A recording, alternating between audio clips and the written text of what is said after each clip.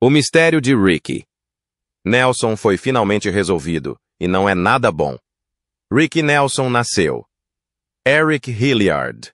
Nelson a 8 de maio de 1999, e 40 em Teaneck, New Jersey, filho de Ozzie e Harriet Nelson II. Artistas proeminentes da época, Ricky nasceu praticamente no mundo do entretenimento. Desde jovem que esteve imerso no mundo do entretenimento, aparecendo ao lado da sua família, na série de rádio de longa duração e mais tarde na televisão. As Aventuras de Ozzie e Harriet.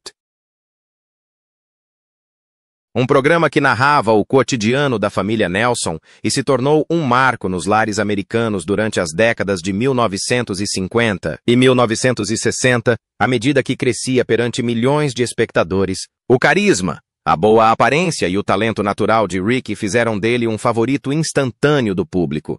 Mas, ao contrário de muitos outros atores infantis, Nelson conseguiu libertar-se da imagem limitadora de estrela de sitcom familiar ao seguir uma carreira musical de notável sucesso. Numa época em que o rock and roll era ainda considerado controverso pelas gerações mais velhas, Ricky Nelson emergiu como uma das suas figuras mais respeitadas e duradouras.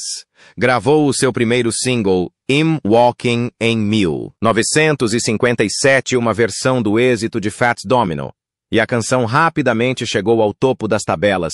Esta estreia não só marcou o início da sua carreira paralela como cantor de rock and roll, como também o estabeleceu como um ídolo adolescente por mérito próprio. Ao longo do final da década de 1950 e durante a década de 1960, Ricky Nelson continuou a emplacar um êxito atrás do outro com canções como Hello Mary Lou, Traveling Man, Poor Little Fool, Lonesome Town e It's Late. A sua voz, suave e melódica, e a sua imagem impecável ajudaram a tornar o rock mais acessível ao público em geral e valeram-lhe uma base de fãs devotada. Foi uma das primeiras estrelas adolescentes a aparecer regularmente na televisão nacional, apresentando o rock a milhões de americanos nas suas salas, de estar fenômeno que prenunciou a influência de artistas posteriores como os Beatles. Aos 21 anos já tinha vendido milhões de discos e tornou-se um dos artistas masculinos a solo mais vendidos da sua época. Mas a carreira de Ricky Nelson não foi isenta de desafios. Com a mudança dos gostos musicais em meados da década de 1960, Nelson lutou para manter o seu lugar no topo das tabelas. Em vez de se conformar às tendências em transformação, optou por evoluir artisticamente, explorando um som country rock mais maduro.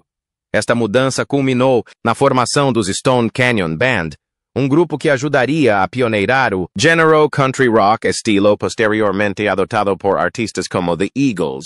Em 1972, lançou o reflexivo single Garden Party, que se tornou um enorme sucesso de regresso, inspirada pela recessão decepcionante que teve num concerto no Madison Square Garden, onde o público apenas desejava os seus antigos êxitos. A canção tornou-se um hino de desafio à integridade artística e à autenticidade pessoal. Serviu como uma mensagem poderosa. Não pode agradar a todos por isso. Precisa de se agradar para além do seu notável sucesso como artista. Musical. Ricky Nelson construiu uma presença significativa no mundo do cinema e da televisão, demonstrando o seu talento versátil como ator e cantor. A sua viagem no ecrã começou em 1952 com a comédia familiar ligeira Here Come the Nelsons, um filme que capitalizou a popularidade da sua famosa família. Apenas um ano depois, Nelson assumiu um pequeno mas memorável papel em The Story of Three Loves 1953, uma produção da MGM dirigida pelo lendário Vincente Minnelli. Neste filme, Nelson interpretou uma versão jovem da personagem de Farley Granger, demonstrando o seu precoce talento para dar vida a personagens no cinema. À medida que a popularidade de Nelson crescia graças à sua carreira musical e ao sucesso do programa televisivo As Aventuras de Ozzie e Harriet, o seu talento chamou a atenção de grandes realizadores de Hollywood. Um dos momentos mais marcantes da sua carreira cinematográfica aconteceu em 1959, quando o aclamado realizador Howard Hawks o escolheu para o papel de pistoleiro no clássico Western Rio Bravo. Atuando ao lado de ícones como John Wayne e Dean Martin, o papel de Nelson trouxe um novo fôlego ao filme. E o próprio Hawks atribuiu a presença magnética de Nelson como um fator-chave para o impressionante sucesso de bilheteira do filme. Nelson continuou a construir o seu currículo de ator, contracenando com estrelas consagradas. Em 1960, contracenou com o carismático Jack Lemmon em The Wackiest Ship in the Army, O Navio Mais Louco do Exército, um filme de guerra cômico que ganhou popularidade, suficiente para inspirar uma série de televisão. Embora o próprio Nelson não tenha repetido o seu papel no pequeno ecrã, sempre ávido por explorar diversos papéis, fez participações especiais em programas como General Electric Theater, onde o seu episódio The Wish Book mostrou a sua versatilidade como ator para além da sua fama musical. Em 1965, Nelson assumiu o papel principal em Love and Kisses, uma comédia romântica que foi uma colaboração familiar especial, escrita e dirigida pelo seu pai, Ozzie Nelson. O filme contou ainda com a participação de Jack Kelly e permitiu a Ricky combinar o seu talento como ator com o seu charme e capacidades musicais, criando um filme emocionante e divertido. As participações especiais de Nelson na televisão tornaram-se uma parte regular da sua carreira no final dos anos 60 e 70. Interpretou o infame Fora da Lei. Jesse James, num episódio de Rondo, apareceu no nostálgico western The Over the Hill Gang de 1969 ao lado dos veteranos Walter Brennan e Pat O'Brien, e continuou a fazer participações em séries populares como McCloud, The Streets of San Francisco, Owen Marshall, Counselor at Law, Petrocelli e A Twist in the Tale. Uma participação especial, particularmente memorável, foi em Nancy Drew Mysteries dos Hardy Boys, onde Nelson interpretou a personagem Tony Eagle. O episódio não só destacou a sua prestação, como também o seu talento para o canto, com a apresentação de vários dos seus maiores êxitos para Gáudio, dois fãs da sua música e da sua carreira como ator. A presença de Nelson abrilhantou também o adorado programa infantil The Love Boat, alargando a sua longa lista de papéis diversos na televisão.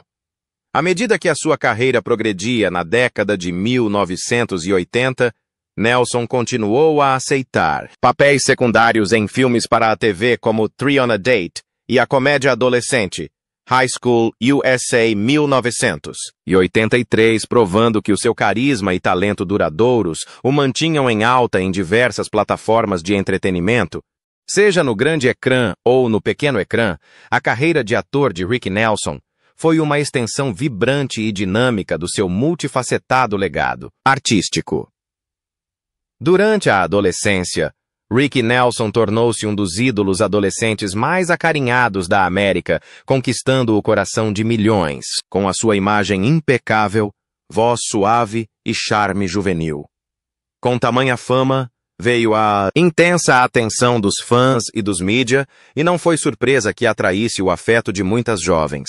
Ricky, como a maioria dos adolescentes, estava ansioso por explorar relações amorosas e namorou com várias raparigas durante esses anos de formação. No entanto, apesar da sua popularidade e independência, a mãe de Ricky, Harriet Nelson, manteve uma influência significativa na sua vida pessoal. Harriet não foi apenas uma figura materna orientadora, mas também a sua coprotagonista na série televisiva de longa duração da família, As Aventuras de Ozzie e Harriet. Tinha convicções firmes sobre o decoro, as boas maneiras e a importância de manter uma imagem pública respeitável, especialmente sob os holofotes de Hollywood. Harriet desaprovava muitas das jovens que Ricky levava para casa ou com quem era visto sentindo frequentemente que não correspondiam aos padrões que idealizava para o filho. As suas preocupações não se limitavam à classe social ou ao decoro, mas também ao percurso profissional de Ricky. Ela acreditava que o foco dele deveria permanecer firmemente na construção de uma carreira duradoura e respeitada na música e na representação, em vez de se distrair com romances passageiros. A sua proteção pode ter surgido tanto do instinto maternal como da sua profunda compreensão de como a fama poderia facilmente arruinar a vida de uma jovem estrela Ricky, embora muitas vezes respeitasse os desejos da mãe. Sentia o conflito entre os desejos pessoais e as expectativas profissionais. Esta tensão foi um tema recorrente na sua adolescência e início da vida adulta. Eventualmente, porém, Ricky apaixonou-se por uma jovem que parecia ter a aprovação de Harriet Kristen Chris Harmon. Os dois casaram-se em abril de 1963 num casamento muito mediático que uniu duas famílias americanas proeminentes. Chris era filha de Tom Harmon, estrela do futebol americano e vencedor do troféu Heisman, e da atriz de cinema dos anos 40 Elise Knox-Oz. Harmon eram amigos de longa data dos Nelson, e a união era vista como uma combinação natural e desejável. Dois filhos da realeza de Hollywood a juntarem-se no que muitos fãs consideraram um casamento de conto de fadas. As duas famílias partilhavam uma profunda ligação através do entretenimento e da vida pública, e este casamento de muitas formas simbolizou a continuidade dos seus legados. Ricky e Chris tiveram 4 filhos em comum. A sua primogênita, Tracy Christine Nelson, seguiu as pisadas do pai e tornou-se atriz, fazendo sucesso com papéis na televisão e no cinema, entre os quais a série Father Dowling Mysteries. Mais tarde, Chris teve filhos gêmeos, Gunnar, Eric Nelson e Matthew Gray. Nelson, que herdaram o talento musical e o carisma do pai. No início da década de 1990, os gêmeos alcançaram o sucesso comercial com a sua banda de rock Nelson, que se tornou o primeiro grupo familiar da história a ter 3 gerações de artistas de sucesso. A sua canção de sucesso, Can't Live Without Your Love and Affection, atingiu o topo das tabelas da Billboard em 1990, o filho mais novo do casal, Sam Hilliard. Nelson, nomeado em homenagem ao pai de Ricky Ozzy. Nelson, cujo nome do meio era Hilliard, também seguiu uma carreira artística, embora se tenha mantido longe dos holofotes em comparação com os seus irmãos. Apesar da imagem exterior de uma família perfeita, o casamento de Ricky e Chris enfrentou desafios crescentes com o passar dos anos. As tensões começaram a intensificar-se após o nascimento do último filho, à medida que as diferenças de estilo de vida, crescimento pessoal e distanciamento emocional começaram a alargar a distância entre ambos. A agenda de digressões de Ricky e o desejo de revitalizar a sua carreira musical mantinham-no frequentemente na estrada, enquanto Chris, segundo relatos, se debatia com as responsabilidades e pressões da vida familiar. Também surgiram rumores de infidelidade e de crescente distanciamento emocional. O que antes parecia ser uma união glamourosa entre duas figuras públicas desmoronou-se gradualmente na vida privada sob o peso de problemas pessoais e prioridades conflituosas. A relação do casal deteriorou-se ainda mais no final da década de 1970 e início da década de 1980, levando à separação e, eventualmente, a uma longa e dolorosa batalha judicial pela guarda dos filhos, questões financeiras e imagem pública. O divórcio foi finalizado em dezembro de 1982, marcando o fim de um casamento de quase 2 décadas. Embora o processo judicial tenha sido emocionalmente desgastante, tanto para Ricky como para Chris, ambos se mantiveram dedicados aos filhos, esforçando-se por manter a estabilidade familiar. Apesar da turbulência, Ricky, em particular, foi profundamente afetado pelo fim do casamento, que influenciou alguns dos temas mais melancólicos das suas músicas posteriores. Durante décadas, os fãs de Ricky Nelson, ídolo adolescente, pioneiro do rock and roll e estrela de televisão, especularam sobre as circunstâncias exatas que envolveram a sua trágica e prematura morte. Embora alguns aspectos fossem conhecidos desde o início, muitas questões-chave permaneceram sem resposta. Terá sido realmente uma falha mecânica que provocou o acidente de avião que o vitimou. Haveria algo mais sinistro por detrás dos acontecimentos daquele fatídico voo de 31 de dezembro de 1985.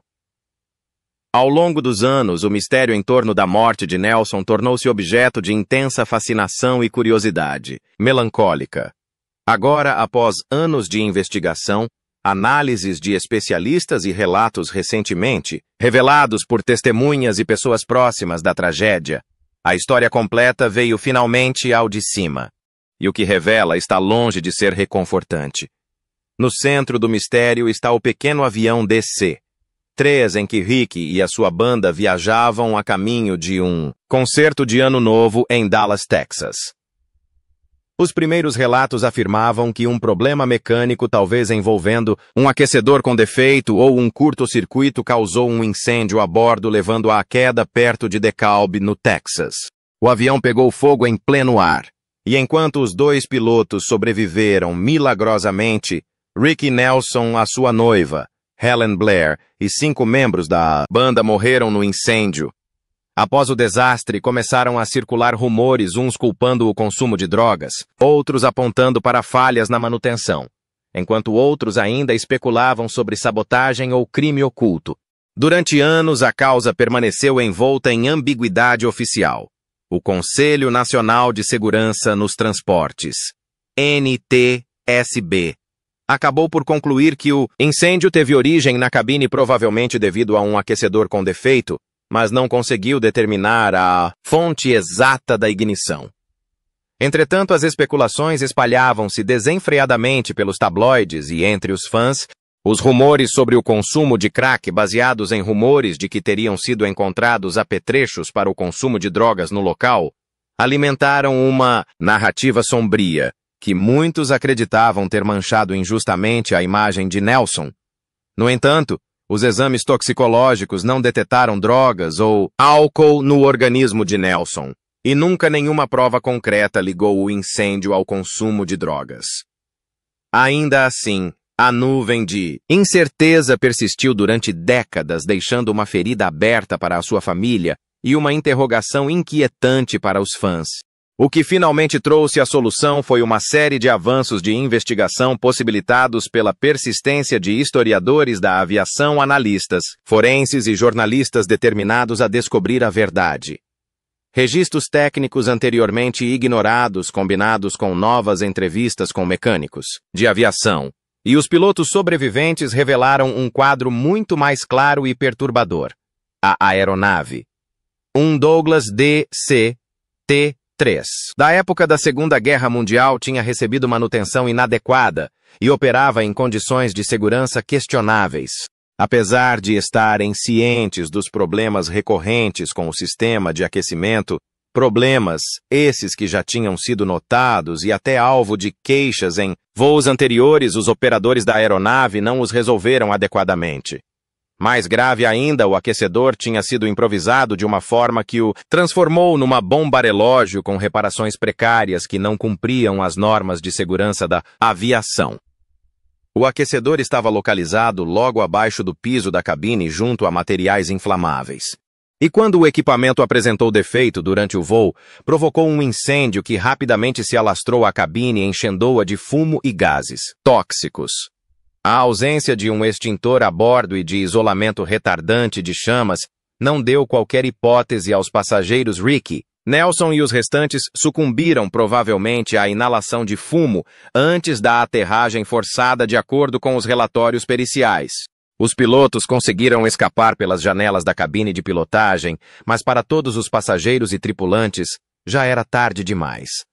A revelação mais arrepiante não foi apenas a de que o incêndio poderia ter sido evitado, mas que os responsáveis pela aeronave sabiam do perigo e mesmo assim permitiram que esta voasse. Em retrospectiva, o voo era uma catástrofe anunciada. O mistério final, como é que uma figura tão proeminente pôde morrer numa tragédia tão evitável, foi finalmente resolvido, mas não com o tipo de conclusão que traz paz. Em vez disso, trouxe tristeza e indignação, renovadas. Rick Nelson, Um artista adorado que passou de estrela infantil à lenda da música perdeu-se. Não para o destino ou para uma falha pessoal, mas para negligência humana e falhas sistêmicas. A verdade agora revelada é difícil de engolir. Ela traça um retrato doloroso de um desastre evitável e lembrando-nos que até os ícones são vulneráveis, quando aqueles que estão encarregues da sua segurança falham. O legado de Ricky Nelson, como figura cultural, perdura, mas as circunstâncias da sua morte servem de triste alerta. Um lembrete de que os mistérios, quando finalmente resolvidos, nem sempre trazem conforto. Por vezes apenas aprofundam a tragédia,